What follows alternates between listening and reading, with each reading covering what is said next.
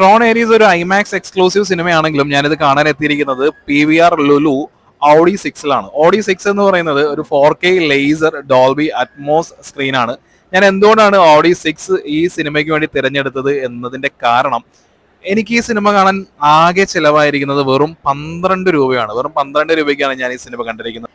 ഇതാണ് എന്റെ ടിക്കറ്റ്. ഇതിൽ 200 രൂപ കുറഞ്ഞിരിക്കുന്നത് കാണാം. ഈ 200 രൂപ കുറയാനുള്ള കാരണം PVRന്റെ ഒരു വൗച്ചറാണ്. ഈ വൗച്ചർ എനിക്ക് കിട്ടിയത് ക്രെഡ് ആപ്പ് ത്രൂ ആണ്. നമ്മൾ ക്രെഡിറ്റ് കാർഡ് ബിൽ പേയ്മെന്റ്സ് ഉപയോഗിക്കുന്ന ക്രെഡ് ആപ്പിൽ എല്ലാ ആഴ്ചയും PVRന്റെയോ അല്ലെങ്കിൽ സിനിപോളിസിന്റെയോ ഒക്കെ ഇതുപോലുള്ള വൗച്ചേഴ്സ് കാണാം. ഈ വൗച്ചേഴ്സ് ഉപയോഗിക്കുമ്പോൾ നമുക്ക് ഇതുപോലെ ചില സിനിമകൾ 12 രൂപ അല്ലെങ്കിൽ 2 രൂപ ഈ ഒരു ഹാക്കിലൂടെ നമുക്ക് കുറഞ്ഞ റേറ്റിൽ സിനിമ കാണാൻ സാധിക്കും. ട്രോൺ ഏരീസ് പഴയ ബോംബുകൾ തന്നെ ഒരു വ്യത്യാസമില്ല. അപ്പൊ ഫ്ലിൻ ഇല്ലാത്ത ആ ഒരു കാലഘട്ടമാണ്. കാരണം പുള്ളി സ്വയം സാക്രിഫൈസ് ചെയ്തല്ലോ.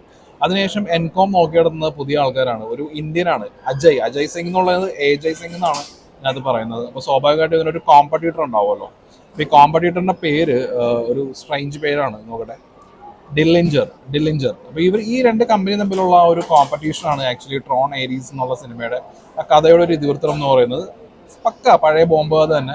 അപ്പൊ അതിനകത്ത് മിലിറ്ററി AI ആയിട്ട് ഏരീസ് എന്ന് പറയുന്ന ഒരു സൂപ്പർ ഇന്റലിജന്റ് പ്രോഗ്രാം അവർ ക്രിയേറ്റ് ചെയ്യാണ്. പിന്നെ സ്വാഭാവികമായിട്ടും ഈ സൂപ്പർ ഇന്റലിജന്റ് പ്രോഗ്രാമിന് തോന്നുന്ന കാര്യങ്ങൾ തുടങ്ങിയ കാര്യങ്ങളൊക്കെ തന്നെയാണ് ഇതിനകത്ത് വരുന്നത്. പ്രത്യേകിച്ച് അങ്ങനെ പുതുമയുള്ള സംഭവങ്ങളൊന്നുമില്ല. നമ്മൾ ഒരുപാട് സിനിമകളിൽ തന്നെ കണ്ടുമടുത്ത അതേ സെറ്റപ്പ് തന്നെ ഒരു സയൻസ് ഫിക്ഷൻ എന്നുള്ള രീതിയിൽ പറയുന്നു. അതല്ലാതെ വേറെ മാറ്റമൊന്നുമില്ല. പിന്നെ ഇതിന്റെ പോസിറ്റീവ്സ് പറയുകയാണെന്നുണ്ടെങ്കിൽ 3 മെയിൻ ആക്ഷൻ സീക്വൻസ് വരുന്നുണ്ട്. അപ്പോൾ ഈ 3 മെയിൻ ആക്ഷൻ സീക്വൻസിൽ വരുന്ന ആ ഒരു നിയോൺ ഹ്യൂസ് ഉണ്ടല്ലോ, നിയോൺ ഹ്യൂസ് നമുക്ക് 3Dയിൽ കാണാൻ നല്ല രസമായിരുന്നു. ആ നിയോൺ ഹ്യൂസിന്റെ കാര്യമല്ലാതെ പിന്നെ ഈ ആക്ഷൻ കോറിയോഗ്രാഫി, അതിനകത്തുള്ള ആ ഒരു 3Dയുടെ ഡെപ്ത് തുടങ്ങിയ കാര്യങ്ങളെല്ലാം നൈസായിരുന്നു. തുടക്കത്തിലുള്ള ആ ഒരു സീൻ ആദ്യം വരുന്ന, പിന്നെ അതിന് നമുക്കൊരു ചേസ് എന്ന് പറയാം, പിന്നെ രണ്ടാമത്തേത് ഒരു എസ്കേപ്പ് എന്ന് പറയാം, പിന്നെ ക്ലൈമാക്സിൽ വരുന്ന ഈ 3 ആക്ഷൻ സീക്വൻസ് 3Dയിൽ കാണാൻ വിഷ്വൽ എഫക്ട്സിന് അവർ നല്ല രീതിയിൽ പ്രാധാന്യം കൊടുത്തിട്ടുണ്ട്. അതിന്റെ ഒരു ആ ഭംഗിയെ വേണമെന്നുണ്ടെങ്കിൽ ആനച്ചന്തം എന്ന് പറയാം. അതല്ലാതെ അത് കൂടുതലൊന്നും പറയാനില്ല. ഈ ഒരു 3 സെഗ്മെന്റ് നമുക്ക് 3Dയിൽ കാണാൻ 3D ഡെപ്ത് ആയിരുന്നു, നല്ല സംഭവം ഉണ്ടായിരുന്നു. പിന്നെ ആ നിയോൺ ഹ്യൂസ് ഒക്കെ ആയതുകൊണ്ട് തന്നെ നമുക്ക് ഭയങ്കര ബ്രൈറ്റ്നെസ്, ഭയങ്കര കളർഫുൾ ആ ഒരു ഫീലൊക്കെ ഉണ്ടായിരുന്നു. ആക്ച്വലി ഇതൊരു ഐമാക്സ് എക്സ്ക്ലൂസീവ് ഫിലിം ആയതുകൊണ്ട് തന്നെ ഐമാക്സിൽ വലിയ സ്ക്രീനിൽ, ഐമാക്സ് 2 വേർഷനിലും ഉണ്ട്, 3Dയിലും ഉണ്ട് 2Dയിലും ഉണ്ട്. അപ്പോൾ 3Dയിലാണെങ്കിലും 2Dയിലാണെങ്കിലും നല്ല ഇമേഴ്സീവ് ആയിട്ടുള്ള ഒരു കളർ, ബ്രൈറ്റ്നെസ് തുടങ്ങിയ കാര്യങ്ങളൊക്കെ നൽകും. അതല്ലാതെ വേറെ ഈ 3 സീക്വൻസ് അല്ലാതെ പിന്നെ പടത്തിൽ എടുത്തു പറയത്തക്ക ഒന്നുമില്ല. പെർഫോമൻസിന്റെ കാര്യം പറയുകയാണെന്നുണ്ടെങ്കിൽ ജാരഡ് ലെറ്റോ പുള്ളി ഇപ്പോഴും ഭയങ്കര യങ്ങറായിട്ടാണ് നിൽക്കുന്നത്. അതല്ലാതെ പ്രത്യേകിച്ച് എടുത്തു പറയത്തക്ക ഒന്നുമില്ല. അവരുടെ പെർഫോമൻസ് എന്ന് പറയുന്ന ഒരു സൂപ്പർ ഇന്റലിജന്റ് പ്രോഗ്രാമാണ്. അപ്പോൾ ഒരു റോബോട്ടിക് ആയിട്ടുള്ള രീതിയിൽ എന്നാൽ കുറച്ച് കഴിയുമ്പോൾ ഫീലിങ്സ് ഉണ്ടാവുന്ന എല്ലാ സിനിമകളിലൊക്കെ പോലെ തന്നെ ആ രീതിയിൽ തന്നെയാണ്.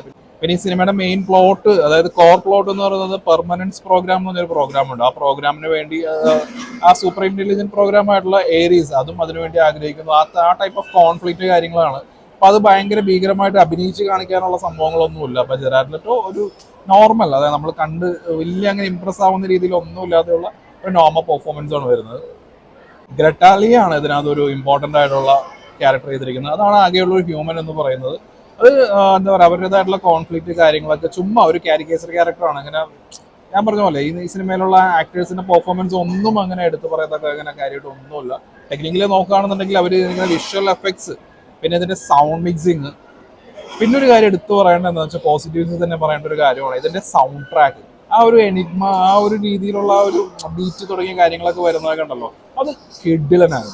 ആ സൗണ്ട് ട്രാക്ക് ഇങ്ങനെ കുറെ നേരം കേട്ടോണ്ടിരിക്കുമ്പോൾ ഉണ്ടാവുന്ന ഒരു വൈബ് ഉണ്ട്. ആ വൈബ് കൊള്ളാം. ആക്ഷൻ സീക്വൻസിലൊക്കെ ഈ സൗണ്ട് ട്രാക്ക് വരുന്നുണ്ട്. അപ്പൊ ഞാൻ ഈ നേരത്തെ പറഞ്ഞ 3 സെഗ്മെന്റ്, ആദ്യത്തെ ഒരു ചേസ്, പിന്നെ ഒരു സർവൈവൽ, പിന്നെ ഒരു ക്ലൈമാക്സ്, ഈ 3 ബിറ്റ് ഇതെല്ലാം കൂടെ എടുത്ത് ചേർത്ത് വെച്ചിട്ടുണ്ടെന്നുണ്ടെങ്കിൽ ചിലപ്പോൾ ഒരു കൂടി വന്നിട്ടുണ്ടെങ്കിൽ ഒരു 20 മിനിറ്റ് ഉണ്ടാവും. ആ 20 മിനിറ്റാണ് സിനിമയിൽ ആകെ എന്തെങ്കിലുമൊക്കെ ഒരു നല്ല രീതിയിൽ നല്ലത് എന്ന് പറയാനുള്ളത്. ബാക്കി എല്ലാം കയ്യിൽ നിന്ന് പോയി. ശരിക്കും പറഞ്ഞിട്ടുണ്ടെങ്കിൽ ട്രോൺ എന്ന് പറയുന്ന ആ സിനിമ ഗെയിമിങ്ങിന്റെ ആ ഒരു ഇതിൽ തുടങ്ങിയിട്ടുള്ള ആ ക്യാരക്ടർ ഇതിന്റെ ഒരു ക്യാമിയോ അപ്പിയറൻസ് ഒക്കെ ആയിട്ടൊക്കെ വരുന്നുണ്ട് പുള്ളിക്കാരൻ. പക്ഷെ ആ 2 സിനിമകളുടെ ആ ഒരു ലെഗസി ഉണ്ടല്ലോ, ആ ലെഗസിയൊക്കെ കൊണ്ട് തൊലച്ചു എന്ന് തന്നെ പറയാം. പിന്നെ ഇതിവിടെ തീരുന്നില്ല. ഇതിന്റെ അതായത് 4th ഈ ട്രോൺ ഏരീസിന്റെ 2ാം ഭാഗം എന്നുള്ള രീതിയിൽ അങ്ങനെ ഒരെണ്ണം വരുന്നുണ്ട്. അതിന്റെ പോസ്റ്റ് ക്രെഡിറ്റ് സീനും കാര്യങ്ങളൊക്കെ ഉണ്ട്. ഗുണമില്ല, കാര്യമില്ല. എന്തിനോ വേണ്ടി എടുത്തൊരു സിനിമ. പിന്നെ ഇതൊരു ഐമാക്സ് എക്സ്ക്ലൂസീവ് ആയതുകൊണ്ട് ഞാൻ കണ്ടത് ഒരു normal scope theatre 4K laser Atmos ആണ്. 3D എഫക്ട്സ് എല്ലാം നന്നായിരുന്നു. ഇതിന്റെ ഡിസ്നി എന്ന് എഴുതി കാണിക്കുന്ന ആ ഒരു സെഗ്മെന്റ് മുതൽ അത്യാവശ്യം നല്ല രീതിയിൽ 3D എഫക്ട്സ് ഉണ്ടായിരുന്നു. നല്ല ഡെപ്ത് ഒക്കെ ഫീൽ ചെയ്യുന്നുണ്ടായിരുന്നു. എന്നാലും ഇത് ഐമാക്സ് എക്സ്ക്ലൂസീവ് ആയതുകൊണ്ട് തന്നെ ഐമാക്സിലും കൂടി ഒന്ന് ട്രൈ ചെയ്ത് നോക്കണം ഒരു ഉദ്ദേശ രീതിയിൽ. കാരണം ഇതുപോലുള്ള വിഷ്വൽ എഫക്ട്സ് നല്ല രീതിയിൽ പ്രാധാന്യം കൊടുത്തിട്ടുള്ള സിനിമകൾ അത് ഏത് ഫോർമാറ്റാണ് ഉദ്ദേശിച്ചിരിക്കുന്നത് അതിലാണല്ലോ നമ്മൾ കാണേണ്ടത്. അപ്പൊ ആ രീതിയിൽ നമുക്കൊന്ന് കണ്ടു നോക്കാം. കണ്ടെന്നുണ്ട് ഞാൻ ഇതിന്റെ ട്രോൺ ഏരീസിന്റെ ഐമാക്സ് വേർഷന്റെ ഒരു റിവ്യൂവും കൂടി വരും. ഓക്കെ, അപ്പോൾ മൊത്തത്തിൽ കാണുകയാണെന്നുണ്ടെങ്കിൽ ചുമ്മാ ഒരു സിംഗിൾ സ്ക്രീനിലൊക്കെ കാണുകയാണെന്നുണ്ടെങ്കിൽ അത്ര വലിയ ഗുണമൊന്നും ഇല്ലാത്ത ഒരു ബിലോ ആവറേജ് ആയിട്ടുള്ള ഒരു സിനിമ. ഒരു വിഷ്വൽ എഫക്ട്സ് 3 സീക്വൻസുകൾ വരുന്നുണ്ട്, അത്ര മാത്രം. വേറെ ഒന്നും എടുത്തു പറയത്തക്ക ഒന്നുമില്ല ഇവിടുത്തെ.